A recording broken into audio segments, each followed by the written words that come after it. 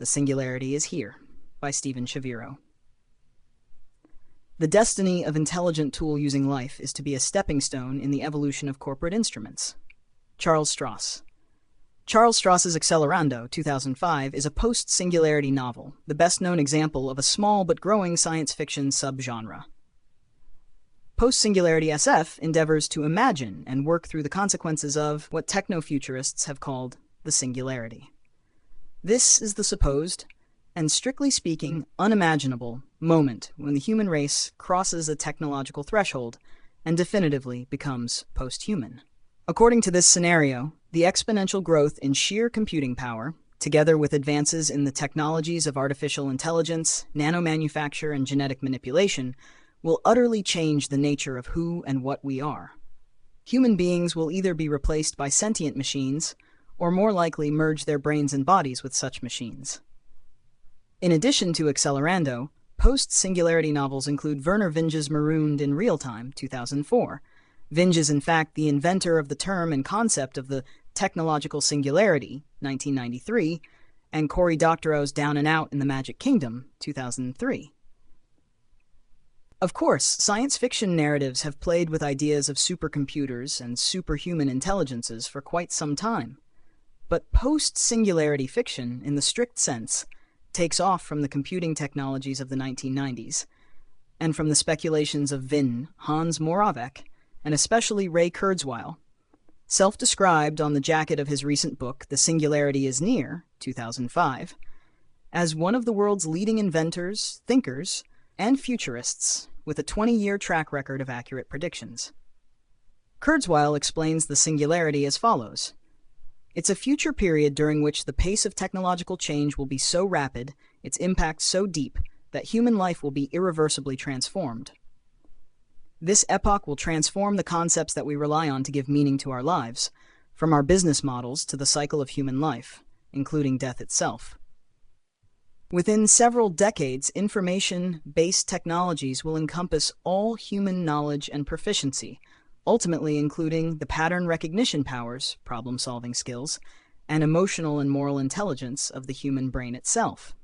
The changes these technological developments bring about will appear to rupture the fabric of human history. Kurzweil estimates that this transformation will occur no later than the year 2049. Though Kurzweil specifies that the singularity is neither utopian nor dystopian, the affinity of his vision with utopian thought is clear. After the singularity, Kurzweil assures us, health, wealth, and immortality, not to mention the coolest computer games and simulations ever, will be available, at no cost to everyone. Scarcity will be a thing of the past. All barriers and binary oppositions will fall. There will be no distinction, post-singularity, between human and machine or between physical and virtual reality. In this sense, the singularity is about getting rid of our cumbersome bodies. As Kurzweil puts it, our version 1.0 biological bodies are frail and subject to a myriad of failure modes. A post-singularity upgrade to version 2.0 will get rid of most of these bugs, and with version 3.0 bodies, Kurzweil assures us, we will be able to morph into different forms at will. But it isn't just our own bodies that Kurzweil wants to upgrade or supersede. The singularity is really about eliminating the resistance of the outside world to the instantaneous fulfillment of all our desires. It promises to overcome materiality in general. No doubt, Freud would call this an infantile fantasy of omnipotence. Modern science, from Copernicus to Darwin and beyond, is commonly seen as refuting such a fantasy by dethroning the human species from its delusion of centrality in the cosmos. But the lesson of the singularity for Kurzweil is that the age of such humiliations is over. For it turns out that we are central after all, he says. The accelerating pace of our technology will continue until the entire universe is at our fingertips. The singularity is thus fraught with theological significance. It is something like what Alain Badiou calls an event, a decisive moment of creation and crystallization, which compels us to decide a way of being. Even before it happens, the mere thought of the singularity, like Nietzsche's abysmal thought of the eternal return, or St. Paul's thought of the resurrection, is a conversion experience that compels us to dedicate our lives to its truth. To truly understand the singularity, Kurzweil says, changes one's view of life in general and one's own particular life. An orientation towards the future, even or especially towards an incomprehensible one, must alter your behavior in the present. Kurzweil himself, for instance, takes more than 250 vitamin supplements daily, often in doses much larger than the US RDA's. He also closely monitors or tests at least 50 measures of his own health on a regular basis. All this is to ensure that he stays alive long enough to make it to the singularity, when he will be able to upload his mind onto the net. Given the sensibility at work here, I can only agree with Tony Gerard, the character in Ken McLeod's The Cassini Division, 1999, who sarcastically dismisses the singularity as the rapture for nerds. Now, Badiou invokes St. Paul's conversion not for religious ends, but only in order to mobilize it for a new construction of Leninist revolutionary subjectivity. And such eminent Marxist critics as Frederick Jameson and Carl Friedman have long argued for the political implications, in contrast to religious ones, of the utopian impulse in science fiction. But where does this leave us with regard to the singularity? Kurzweil's speculations are certainly utopian, in that they envision a future world without scarcity or deprivation. And Kurzweil is as overtly anti-religious as Badiou or Jameson. The post-singularity world, difficult as it may be to comprehend, is presented as a here and now, rather than as a transcendent afterlife. Yet, in striking contrast to any other utopian fiction, Kurzweil spends scarcely a paragraph in his more than 600 pages long tome discussing social and political issues. There's a brief passage about the necessity of developing smart weapons for cyber warfare, and an equally brief section about the need to protect intellectual property from unauthorized replication. And that's about it. All the rest is minutely detailed technological discussion with a heavy dose of extrapolation. Kurzweil's book is classic hard SF, if we leave aside its rather silly claim to be making accurate predictions. But it's so narrow in its technological concerns and in its single-minded claims for transformation and rupture that it almost seems an inadvertent parody of the genre. The curious configuration of the singularity is near. It's apolitical and a social utopianism, and science and technology-based millenarianism is, of course, not accidental. For the whole point of Kurzweil's speculation, its ideological function, if you will, is precisely to bring us to utopia without incurring the inconvenience of having to question our current social and economic arrangements. This is why Kurzweil supposes that the onward march of technology will produce the society of plenitude, all by itself, so long as government bureaucrats and religious fundamentalists do not interfere with entrepreneurial innovation. By a curious sleight of hand, even after a radical rupture in the very fabric of human history, we witness the persistence of such features of our society today as private property, capital accumulation, branding and advertising, stringent copyright enforcement, and above all, business models, with which Kurzweil seems curiously to be obsessed. The ideology critique that I have just been sketching out is so obvious as to be scarcely worth pursuing, except that Kurzweil's rather lame and unwitting attempt at science fiction only makes explicit a problem that haunts even the most brilliant, adventurous, and inventive SF. This has to do with the weakness of the utopian imagination, its failure to truly extend beyond present-day capitalist horizons. As Jameson laments, towards the end of his recent book on utopian and science fiction, we have been plagued by the perpetual reversion of difference and otherness into the same, and the discovery that our most energetic imaginative leaps into radical alternatives were little more than the projections of our own social moment and historical or subjective situation, the posthuman thereby seeming more distant and impossible than ever. Slavoj Zizek makes a similar observation, though he isn't referring to science fiction specifically, when he says that today it's much easier to imagine the end of all life on Earth than a much more modest change in capitalism. We have no trouble picturing the catastrophic breakdown of the capitalist order and the extermination of human life on this planet, but we are scarcely able to envision a tolerable and pleasant world without money, without advertising, without brand names, and without the vast inequities that characterize a capitalist economy. Kurzweil's book is only the crass exemplification of a much wider problem. The way that all thought today, even explicitly oppositional thought, has been colonized and appropriated in advance by the flows and metamorphoses of capital. To explore this dilemma, I turn from Kurzweil's own speculations to Charles Stross's far more interesting reworking of them in Accelerando. In this novel, Stross never questions Kurzweil's dubious premises. Instead, he pushes them to their most delirious consequences. The book tells the story of the supersession of human intelligence by artificial intelligence, as experienced by 3 or 4 generations of the Macex family. The exact number depends on whether you count a clone furnished with the memories, as well as the phenotype of its ancestor as a separate generation. Accelerando starts in Amsterdam in the year 2010 with Manfred Max, an agilmic entrepreneur who regularly patents business models and then gives them away for free, making strangers rich. Manfred is so dependent upon his personal area network and other wireless online computational prostheses that, deprived of them, he becomes a befuddled amnesiac, barely able to remember his own name, location, and intentions. Accelerando ends on an artificial asteroid circling a brown dwarf, not quite star, called Hyundai, plus 494/56, sometime in the 23rd century, with Manfred's great-grandson Manimax, the aforementioned clone, existing simultaneously as a physical child, playing S&M war games with his little pals, and as an adult ghost, or mature intelligent construct, monitoring everything that happens from a virtual mindspace. In between these starting and ending points, we get a plethora of florid nerd fantasies and wacky business plans. It's as if Stross had taken all his old issues of Wired magazine and run them through the linguistic and conceptual equivalent of a digital music sampler. At one point, Manfred decides to shed his human form and downloads his mind into a flock of pigeons, which gives a whole new literal meaning to the idea of distributed intelligence. At another, Manfred's grandson Sirhan schemes to acquire a total lock on the history futures market by having an archive of human experiences on hand and available for download.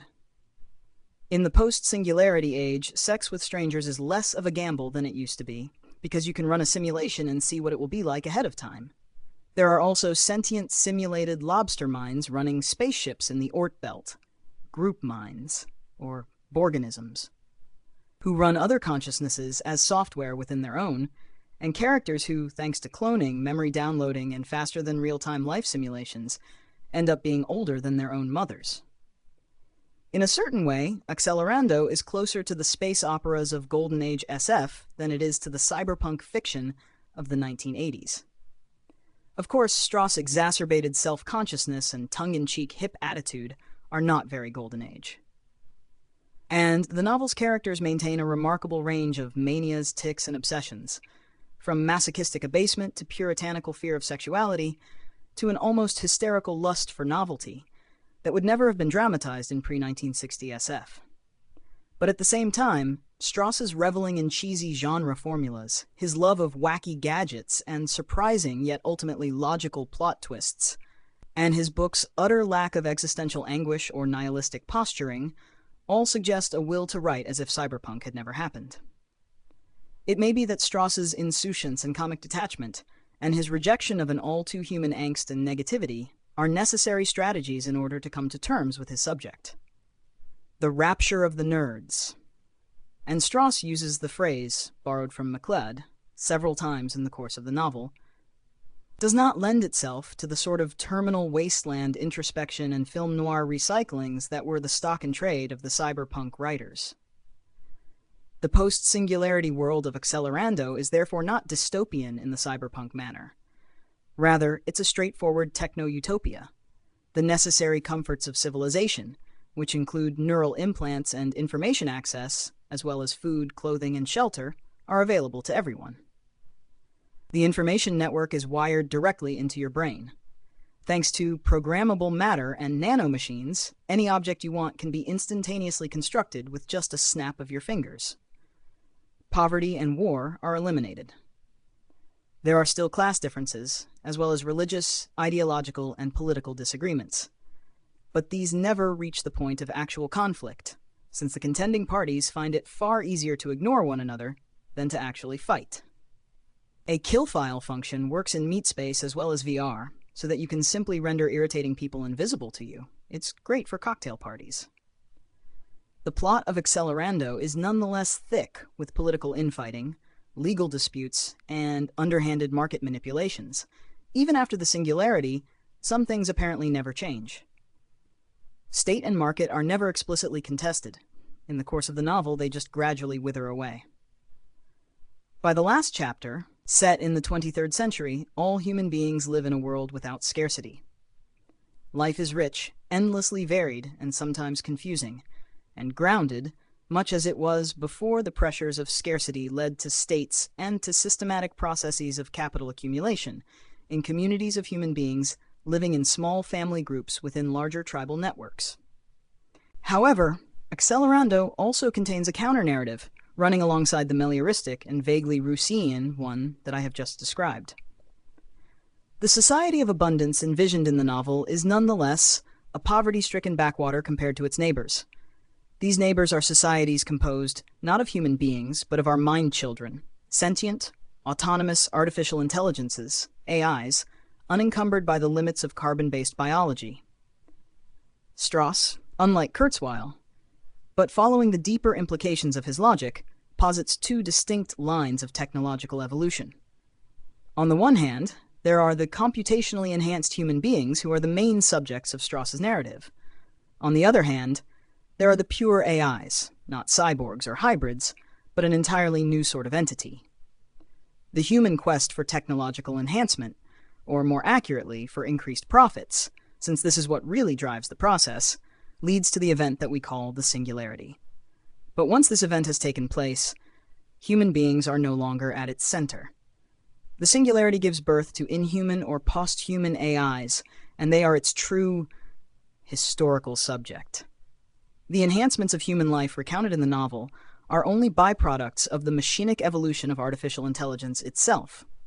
Kurzweil likes to compare the high computational efficiency of which thinking machines are capable with the severe limitations of the human brain. Such a distinction is taken for granted throughout Accelerando. In purely technological terms, the AIs evolve or develop much faster and further than is possible for merely enhanced human beings. Very quickly, the AIs exceed our powers of comprehension by several orders of magnitude. They are fundamentally better consciousness engines than us merely human types. This is a qualitative as well as a quantitative distinction. It isn't just that we don't know what these AIs want. Beyond this, it is literally impossible for us to imagine what they might want, for they possess a higher order consciousness than we do, existing on a meta level in comparison to us. A posthuman can build an internal model of a human-level intelligence that is, well, as cognitively strong as the original. You or I may think we know what makes other people tick, but we're quite often wrong, whereas real posthumans can actually simulate us, inner states and all, and get it right. So much for the problem of other minds. Although Stross never spells this out explicitly, these posthuman intelligences are like nothing so much as what we know today as transnational corporations. Of course, corporations have long been considered persons in the eyes of the law, even though they are not yet conscious entities, and even though they are exempt, unlike biological persons, from being incarcerated, tortured, or put to death. Accelerando pushes this situation to its logical conclusion. Early in the novel, several of the characters realize that we need a new legal concept of what it is to be a person, one that can cope with sentient corporations and other artifacts of the singularity. But it's not just that corporations become sentient. The converse is also the case. After the singularity, all sentient AIs function as autonomous economic entities, slyly self-aware financial instruments. They exist only to accumulate capital in the form of endless computation. The AIs have freed themselves from merely human parameters, shed their human origins, and emerged as alien, predatory life forms. They strive to extract the maximum value, in the form of computational power, from all matter. Their focus is on efficiency and on endless self-expansion. They have no goals external to the processes of accumulation and expansion themselves. No measure of abundance can satiate their rapacious competitive drive. Merely enhanced human beings may have attained a state of abundance, but the posthuman AIs still live in a scarcity economy, because neither bandwidth nor matter is truly infinite. Accelerando provides a Stapledonian vision, albeit in brief, of the stellar life cycle, the overall trajectory of AI civilizations. The posthuman AIs quickly dismantle the solar system, pulverizing the planets and asteroids in order to convert their dumb matter into computronium. In so doing, they force the remaining, merely enhanced human beings further and further away from the Sun, to Jupiter, then to Saturn, then to the Oort belt, then finally out of the solar system altogether, which is why the remnants of humanity end up circling Hyundai plus 494, that is a 56. Ultimately, there isn't room in the solar system for both them and us. The AIs restructure the entire mass of their star system into a free-flying shell of nanocomputers, then more of them, Dyson spheres, shells within shells like a Russian doll, a matryoshka brain.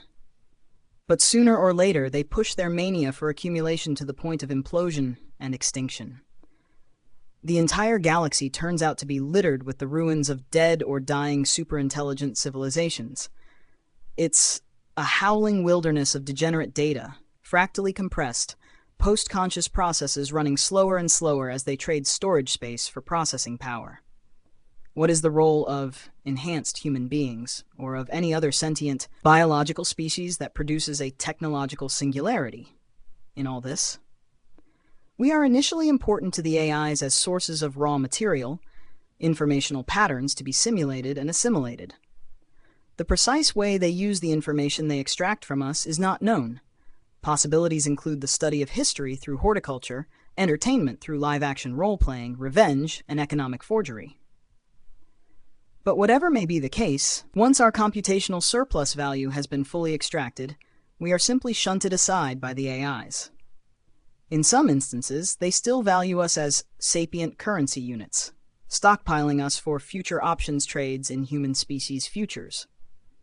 But even this sort of utility is fairly limited. Sooner or later, we are slated for ethnic cleansing. You take people who you define as being of little worth, and first you herd them into a crowded ghetto with limited resources, then you decide those resources aren't worth spending on them, and bullets are cheaper than bread. The posthuman AIs have upgraded the old-fashioned free market to the so-called accelerated salesman infrastructure of economics 2.0, a system that is more efficient than any human-designed resource allocation schema. Economics 2.0 replaces the single indirection layer of conventional money and the multiple indirection mappings of options trades with some kind of insanely baroque object relational framework based on the parameterized desires and subjective experiential values of the players. In Economics 2.0, money has been abstracted to this meta-level in order to serve as a universal equivalent for all computation. Quantized originality, that which allows one sentient entity to outmaneuver another. Merely human intelligence is incapable of participating in Economics 2.0 without dehumanizing cognitive surgery. Stross is extrapolating here, I think, from the present-day trade in derivatives, financial instruments that derive their monetary value from other assets, such as stocks, bonds, commodities, or currencies. Derivatives represent a meta-level with respect to their underlying assets, a meta-level created by the fixed temporal interval in which they are exercisable. Derivatives are inseparable from the latest computing and communications technologies. They presuppose the ability to transmit large financial sums instantaneously across the globe, and they defy any sort of intuitive representation, as they can only be expressed in terms of complex differential equations. Derivatives are supposedly hedges against the risks of turbulent currency markets, which is why the unregulated corporations that trade them are called hedge funds. But in fact, derivatives increase turbulence and risk, and they are largely used for purposes of speculation. In all these ways, derivatives are money and credit raised to a higher power. Marx, in sharp contrast both to the classical political economists upon whom he drew, and the neoclassical and neoliberal economists whose views are hegemonic today, always emphasized that money is not a neutral and transparent medium. Money's power of abstraction, its value form as a universal equivalent, places its stamp on everything that is expressed in its terms, exchanged for it, or converted into it. But if money, together with credit, is already an abstraction, derivatives are doubly abstract.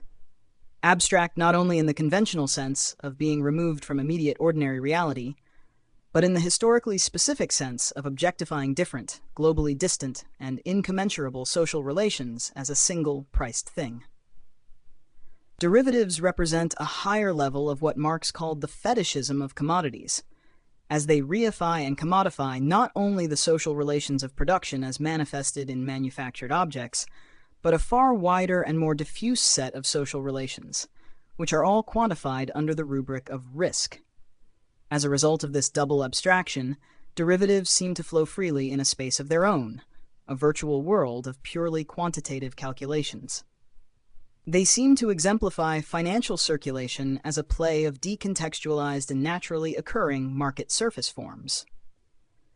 The autonomy of derivatives in financial markets, like the autonomy of technological development in Kurzweil's narrative, is, of course, ultimately an illusion. But it is, you might say, an objective illusion, which is to say a fantasy. It is a fantasy that, qua fantasy, actually operates in the world, with consequences that are perfectly real, and often quite horrific.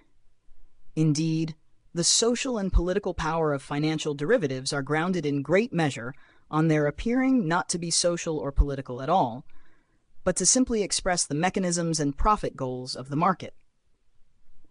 The double abstraction of speculative financial instruments like derivatives is what gives them the power to devastate whole economies almost overnight, as has happened a number of times in the last decade. Magnified and extrapolated, such is the power of the posthuman AIs wielding economics 2.0 in Stross's narrative. The world of Accelerando never escapes the horizon of capital and its flows, because it remains circumscribed by the incomprehensible logic of economics 2.0. The novel's human characters can neither comprehend nor participate in this logic, but they are still subject to its effects. Their experience of relative abundance, which makes capitalist relations unnecessary, remains under siege by forces that seek to appropriate every surplus, thereby transforming abundance back into scarcity. This is why the best these human beings can do is hide in the backwater of a brown dwarf, and hope that the convulsions that extinguish economics 2.0 civilizations somehow pass them by. The absurdity, and yet inescapability of this situation is highlighted when the human protagonists of Accelerando finally encounter sentient life from another star system. Not only does the alien entity take on the material form of a gigantic slug, but it turns out to be an alien business model, or more precisely, a parasitic organism, the economics 2.0 equivalent of a pyramid scheme crossed with a foreign 19 scam. Never has the classic SF scenario of first contact been so ludicrously deflated. Accelerando is a cynical, yet perversely cheerful fiction for a time when the utopian imagination seems to have been depleted. The problem is not that we cannot imagine otherness, so much as it is that whatever otherness we imagine is immediately mobilized as a business model, once more serving to promote the accumulation of capital. Capitalism today is itself directly and immediately utopian. And that is perhaps the most terrifying thing about it. The technological singularity of Vinge and Kurzweil is symptomatic in this respect. For, as Accelerando helps to show, the singularity is actually a fantasy of finance capital, in both senses of the genitive. It's the closest we can come to a master narrative in this neoliberal post-Fordist age of flexible accumulation and massive virtual monetary flows. Although the singularity undoubtedly occurs sometime in the course of the narrative of Accelerando, we never actually see it happening, and we cannot pin down precisely when it takes place. Ray Kurzweil, of course, predicts that the singularity will occur sometime around the year 2049. One character in Accelerando suggests a much earlier date. It happened on June 6, 1969, at 1100 hours Eastern Seaboard Time. That was when the first network control protocol packets were sent from the data port of one IMP to another, the first ever internet connection. I can suggest a few alternative dates, following the premise that Kurzweil's and Stross' technological fantasy is necessarily also a fantasy of capital. Perhaps the singularity happened on August 15, 1971, when President Nixon suspended the gold standard, thus opening the way for the phantasmatic flows of currency speculation and trade in derivatives. Or perhaps the more accurate date is October 6th, 1979, when Paul Volcker, chairman of the U.S. Federal Reserve Board, definitively abandoned Keynesianism and adopted monetarism as official policy, a policy designed to quell inflation no matter what the consequences might be for employment. In any case, the flows of capital have now become autonomous and, strictly speaking, unimaginable. They have liberated themselves from any merely human dimensions, and from whatever feeble limits Fordism and Keynesianism might previously have placed upon the single-minded pursuit of capital accumulation. In that sense, the singularity is already here.